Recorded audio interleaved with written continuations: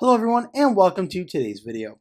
Today I'm going over a report by Politico that just came out yesterday that Vice President of the United States Kamala Harris has said to her advisors and her allies reportedly to, quote, keep her political options open, leaving the door open as to whether she wants to run again for potentially president or a California governor in 2026. So in today's video I'm going to break this article down and just give some quick thoughts and data points to go over.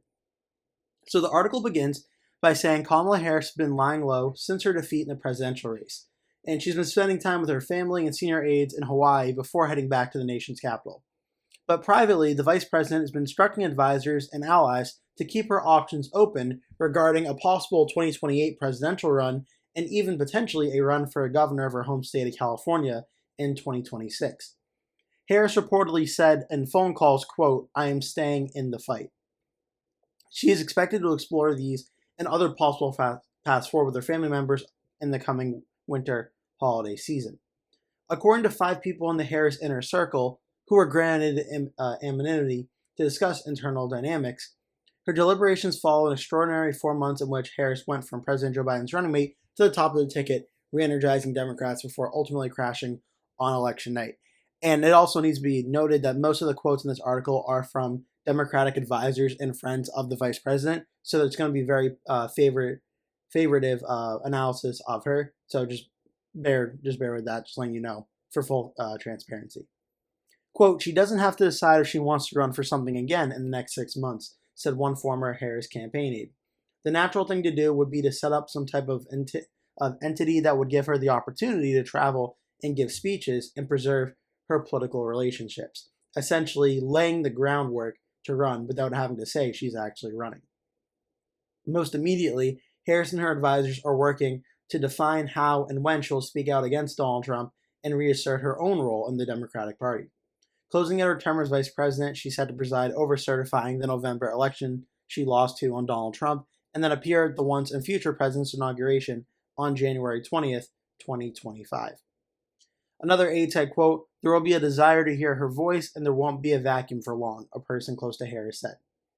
At the same time, Harris and her husband, Doug Emhoff, will have a long checklist to plow through before they leave the Naval Observatory for good. They'll have to decide whether they'll take up permanent residence at their home in Los Angeles or establish a base elsewhere.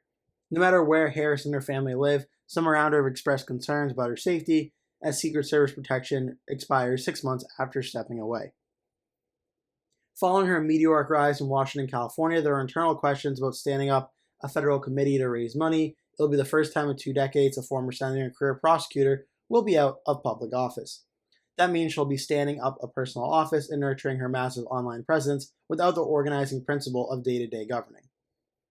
You just gotta let them marinate in their own success, their own failures, or their own mistakes, or their achievements. This is personal, said Donna Brazile, a close ally of Harris and campaign manager for Al Gore, who was also coincidentally the last vice president to run for president, lost, and then never ran again. Brazile called how Gore was given months before people demanded an answer about his next move, and that over the last few months, Harris, despite her defeat, has earned, quote, a lot of political capital. You don't squander that by making snap decisions. And while other Democrats have lost presidential races and been forced to regroup, none in the modern era inherited the nomination roughly 100 days before the election. Indeed, most of the prior losses occurred after a carefully planned and often arduous climb to the top. And also, Harris, at only 60 years old, is comparatively young to a lot of other candidates. And that is actually a very fascinating point, objectively, like not a Republican or Democratic bias, but that is a good point that it's not like Harris was running for this office for president for 2 years here. She only did have about 3 to 4 months to run this race. So that is a very fascinating point that's mentioned in this article. There is no one who can actually relate to what she's been through these last 4 months. No one, said Paul Maslin, the Democratic pollster, and I wouldn't begrudge her at all to take some time and figure this out. But others close to Harris believe the current news cycle and speed at which the Democratic Party might start making decisions will force Harris, who tends to deliberate for long periods, to make some early decisions. In interviews with Harris aides and confidants, as well as Democratic luminaries, there's broad acknowledgement that Harris represents an X factor in the next Democratic primary. While some Democrats are dismissive of a 2028 run, and a few, if any, prospective opponents would defer to her, Harris notched more than 74 million votes and was able to build goodwill among a large group of Americans. The good news for Harris, according to her allies, is that her standing in the party increased the longer she ran her short campaign, which is rare in electoral politics. Her allies believe that the toxicity that surrounded John Kerry or Hillary Clinton following their losses is unlikely to taint Harris's political future in some way. Again, these are people close to Harris saying this, so it remains to be seen, but that is an interesting note as well. They point to her running a race as a more moderate candidate, a break from her 2019 primary run, as a boon to whatever choice she ends up making, as the party seems poised to do its own writ large move to the center. She proved a lot of skeptics wrong as a political athlete, and her standing with the public is as good as any Democrat with the name ID that she has. A snap poll of the 2028 field, which I did a few days ago on my channel, has Harris at 41%, a significant lead over others, including Gavin Newsom, Josh Shapiro, Tim Walz, Pete Buttigieg, Alexandria Ocasio-Cortez, Gretchen Whitmer, J.B. Pritzker, Andy Beshear, and several others who were all in the single digits. But Harris's advantages are not exactly unique. Some similar surveys taken in the 2 months after the 2016 campaign, for example, found Hillary Clinton with a large lead for 2020 among Democrats in the Democratic primary, wanting her to run again. So, quote, "I can't conceivably imagine the party turning to her a second time," said one Democratic strategist, granted anonymity to speak candidly. If she opts not to run in 2028, the earliest clues about her political future could come around whether she runs to succeed Newsom in California, a prospect Politico first reported on back in May that her office pushed off strongly at the time. Yet the idea of her running in California has frozen the field and kept some fundraisers on the sidelines. And there's disagreement among people who know Harris well about what office she should run for. There's emerging consensus that she probably can't do both. Compete for governor in 2026 and then turn around and run a presidential campaign immediately after winning is a very short timetable and something that would also not be viewed relatively favorably as well. So really just the math doesn't add up for that, which I do agree with the article on that. The calendar alone would make that difficult, with the 2028 primary gearing up immediately after the midterm elections. Harris' confidants also point to the demand on the governor's time and the expectation of the electorate that she would stay home and dig into the state's mounting challenges around the high cost of living, homelessness, and crime. It's a real job, is how people close to her put it, contending they were very dismissive of the idea that she might do it, but now it feels like it's possible. If she doesn't run for governor, Harris will have to consider the cost of staying out of an open race in a state where other high-profile offices are not likely to come up soon. Both Senate seats will be filled for the foreseeable future with younger Democrats, Senators Padilla and Schiff. Advisors and aides close to other several candidates conceded a gubernatorial run would almost certainly clear the field of serious challengers, leaving a mix of Democrat also-rans and unproven self-financed candidates to take her on.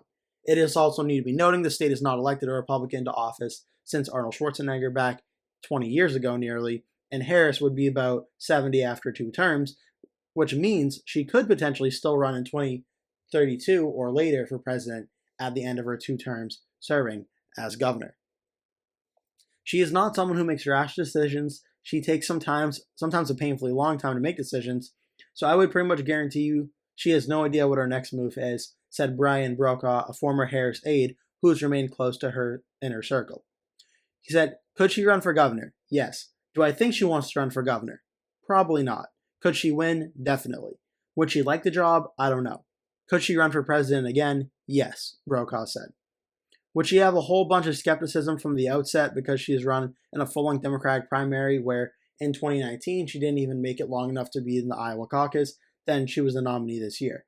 He added, quote, "On the other hand, people can learn a lot from their previous adversity too." This is very, very fascinating. And I'm first going to start with 2028 because I already did a video basically going over 2028 and kind of just setting the stage for this. We know that in 2028, it's looking more and more likely on the Republican side. There may be a competitive primary, but it's looking like J.D. Vance, the vice president-elect of the United States, will probably be the nominee in 2028. The Democrats, it's less clear. The Democratic Party right now, if Kamala Harris does not run, there is no clear candidate that is the number one, like, oh, they're next up, they're going to win the primary in a landslide. This is going to be even more wide open than 2020 was for the Democratic primary. And Kamala Harris potentially running in 2028, which might sound crazy to a lot of people, her running actually does present, at least early on, the front runner in that race. She's the person everyone has heard of and the one that most Democratic primary voters are familiar with. Now, does that fade over time? That's certainly possible. In the video I mentioned, we saw similar polling right after the 2012 election with Mitt Romney if he ran in 2016, where he would not be included in the polls, and the polls would essentially be a 1 to 2 point race for the second place finisher. And then with Romney in the polls, Romney would be leading by about 20 points. That seems to be something similar happening with Harris in these polls. But 2028, if she does run, she does have the mantle of being the vice president who did get, like the article said, over 74 million votes. So that would be very, very interesting. Looking at the 2026 governor election in California, we know that Gavin Newsom will not be running for re-election. He will be term limited and cannot seek re-election. As for some notable names that are announcing right now, there's really not that many. The only notable name is Alani Kounalakis, who is the lieutenant governor of California since 2019. Right now, it's probably she would be the front runner going into this race, assuming no one else jumps in at this time. Maybe Rick Caruso, who ran for mayor of Los Angeles in 2022, could potentially give her a run for her money. But like the article said, if Harris were to run for governor of California, I do think the primary would essentially be over, and Harris would likely win this governor's race pretty easily. So this is a very fascinating situation, and it makes you think, of course, the 2024 electoral map, Donald Trump defeated Kamala Harris 312 to 226. When you look at the vote percentages in a lot of key states, they are relatively close. Wisconsin, under 1%, Michigan, about 1.5%, Pennsylvania, also about a little under 2%. So these areas are close. But when you look at Trump winning the popular vote by about 1.6%, when no Republican has won the popular vote since, I believe, George Bush in 2004, and Trump getting 312 electoral votes, it's hard to not call this anything but a resounding victory for Donald Trump over Kamala Harris. Which is why I think a lot of Democrats would be skeptical for 2028 would be to have Kamala Harris run again when she just lost 2024 to Donald Trump, honestly, very resoundingly. But when you also look at California, Kamala Harris defeated Donald Trump in the state 59% to 38%. That is a smaller margin than in past elections for Democrats over Republicans, but Harris still won here by about 20%. So if she were to run for governor of California, I think that would be almost a sure bet that she would win that race. President in 2028 is a far different story. And she would not be running, for better or worse, against Donald Trump. She would likely be running against J.D. Vance. So it would be a different race, even though I'm sure she and many in the media would like to say that it is the same race, and the Democratic media to be specific. But it is going to be a different race in 2028. But it is just a very fascinating situation and one to monitor going forward. So that'll do it for today's video. Thank you so much for watching. Please remember to give this video a like, click subscribe, share with your friends and family, and I hope to see you in a future video. That will do it for today's video. Thank you so much for watching. If you enjoyed the video, please remember to give it a like. And if you really liked it, please remember to click the subscribe button and make sure you turn post notifications on so you always get notified when I post a new video. That way you never miss one.